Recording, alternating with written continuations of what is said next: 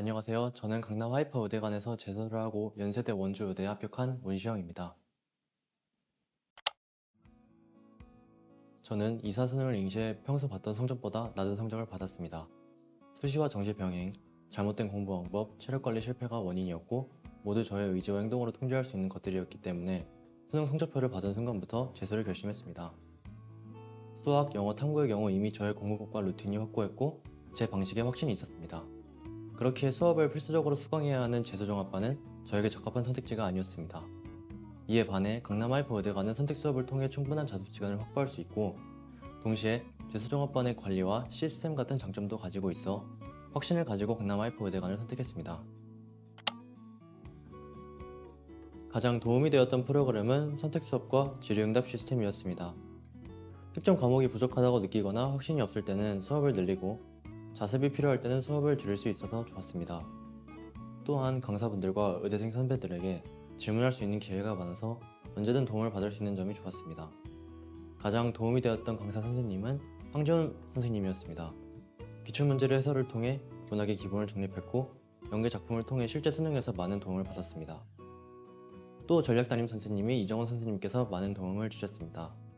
긴 수험생활 동안 꾸준함을 유지하게 해주는 페이스메이커로서 제가 흔들리지 않게 멘탈 관리를 해주시고 최선의 선택이 무엇일지 같이 고민해 주시면서 자신감을 주셨습니다.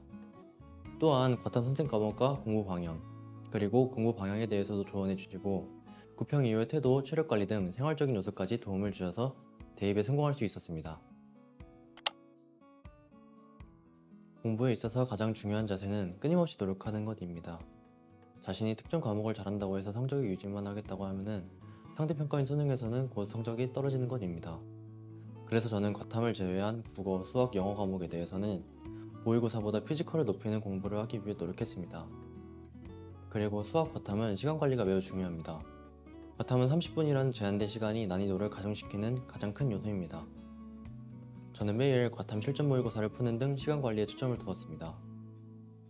수학은 시험장의 압박 속에서 낯선 문제를 풀어야 한다는 제약이 있습니다.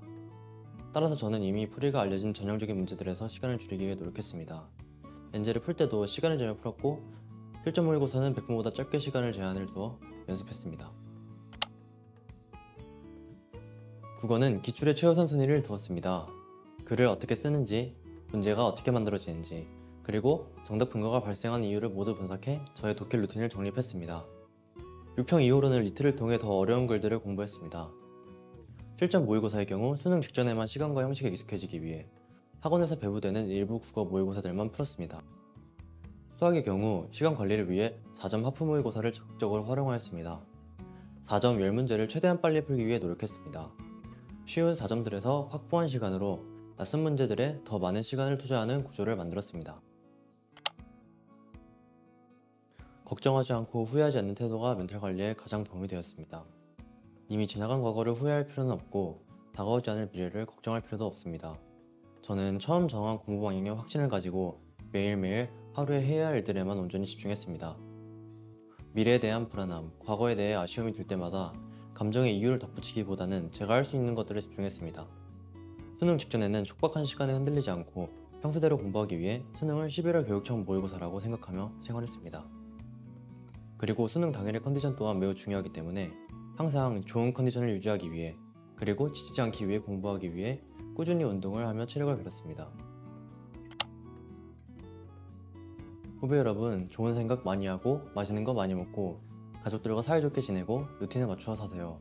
여러분들은 무의식과 함께 수능장으로 들어갑니다. 여러분의 무의식이 건강해야 합니다. 성적이 달라지기 위해서는 뇌가 달라져야 합니다.